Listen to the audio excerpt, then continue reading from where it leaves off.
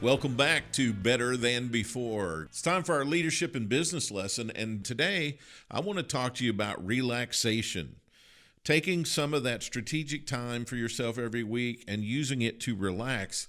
And today I'm going to give you 10 ways that you can productively relax.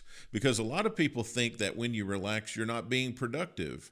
You're not being useful, but actually you need to take time for yourself to allow yourself to rest and relax and reset. So here are 10 productive ways that you can do that. Number one, get a massage. And you could get a massage each week. That would do you some good. It doesn't matter if you're at home, if you're on the road traveling. A lot of times when I'm traveling, I will book a massage in the hotel that I'm staying. They typically have a masseuse or a spa there in the hotel, and I'll call down and make an appointment for myself. Traveling by air sometimes really affects me. I don't know if it's the pressurization of the cabin or what, but my sinuses are really, really sensitive, and a massage always helps, and I usually sleep really good that night if I have a nice, relaxing massage. Or you can just make it part of your routine. There are a lot of masseuse practitioners that are highly affordable. So I'm sure if you shop around, you can find one for your budget. Number two, have acupuncture done on yourself. Many people swear by it for relaxation. I know my wife gets the kind of acupuncture where you actually get stuck with the needle. I usually get the one where I get the acupuncture tool. It vibrates and it looks like a little soldering iron, if you know what that looks like. And then they just touch specific points on my body with it, and it really, really helps me, especially when I have really bad sinus infections. A little bit of that acupuncture, and man, it opens you right up.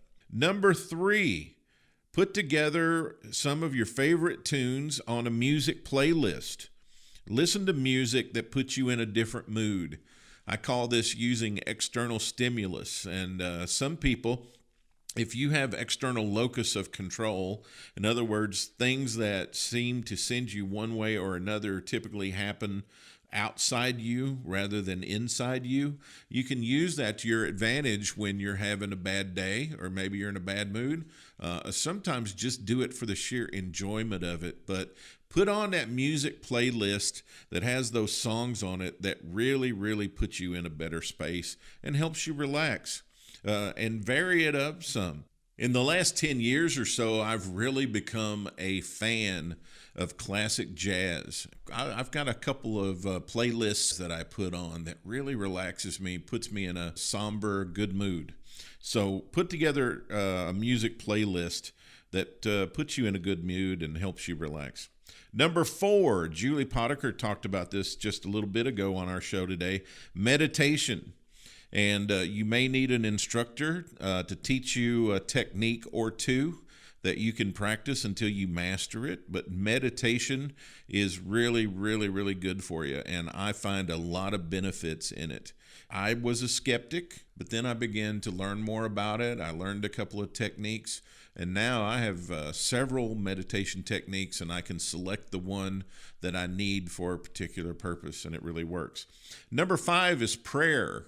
And I'm only separating these out because if you caught our conversation earlier, and maybe if you were in a little bit more of a spiritual place, you want to pray. Meditation and prayer do not have to be the same, or they can be used in conjunction with each other, or they can be used separately.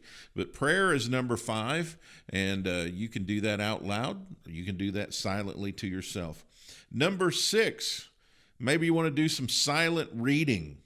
Carve out some time to maybe read some classic work or poetry, or maybe you want to discover something new that you haven't maybe read before. That's the thing I like about reading, is it gives you an opportunity to discover a whole lot of different things that maybe you haven't been exposed to. Personally, I have a little strategic time every day called my morning routine, and I have a morning devotional that I read that has scripture with it and a little story that goes with it that's instructional for my spirituality. And so there's all kinds of ways that you can use reading. Number 7, working out and exercising. So you can do that at home, or you can do that at a gym, or you can go take your dog for a walk around the neighborhood. There's all kinds of ways to work out or exercise. Pick the one that you think does you the most good, gives you the most benefit, but that's a really productive way to relax during your strategic time. Number 8, walking or running. I've said this many, many times. I didn't like running when I could run. I don't run so well anymore. I don't know that I ever ran well, but I never enjoyed running. But some people do. They enjoy running. It helps them release endorphins. I've always enjoyed a good brisk walk. So it's just whatever works for you. Number 9, here's something I also really, really like. Taking a drive in the country in your automobile. I enjoy driving out country roads in my automobile, taking in the scenery, maybe finding a place to park my vehicle, and then maybe I'm going to combine a couple of this. So I'm going to drive out in the country in my automobile and put on a music playlist, or drive out in the country in my automobile and maybe I want to meditate, or drive out in the country in my automobile and find a parking place and take a little walk. So you can combine a couple of these. But number 9 is taking a drive in the country in your automobile. And then finally, number 10, I mentioned this earlier, take a walk with your dog. My 2 dogs, Oreo and Davy, have the secrets to the universe. You would not believe how many wonderful things I learned from my dogs. But a couple of years ago in my Leadership Columbia class that I teach every year, the class put a PowerPoint together about the highlights of their leadership class year with me being their instructor. And somebody put on their slide, I fear that Oreo and Davy know more about leadership than I do. But it was pretty funny. Number 10 is walking the dog. So let's go through these 10 really, really fast and how you can use them. And I'm sure you come up with your own ideas. I'm just using a couple here to spark your thoughts. But here's some things you can do. Maybe you can take these on. Some may be out of your normal comfort zone. But anyway, number 1, get a massage every week.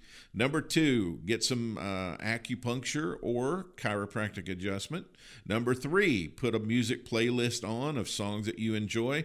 Maybe you want to try to discover some new music or music category or genre that you've never listened to before. That would be adventuresome of you. Number 4, meditation. Number 5, prayer. Number 6, silent reading or reading out loud, whichever one you're comfortable with. Number 7, working out, exercising. Number 8, walking or running. Number 9, taking a drive in the country in your automobile. And number 10, walking the dog. But these are some ways that you can spend your strategic time with yourself under the category of relaxation. That's our show for this week. I'm your host, Tony Richards, reminding you that everything gets better when you get better. Thank you for listening to Better Than Before with Tony Richards, a business leaders podcast powered by Clear Vision Development Group. For more resources from Tony, visit clearvisiondevelopment.com. Join us next time for another episode of Better Than Before with Tony Richards.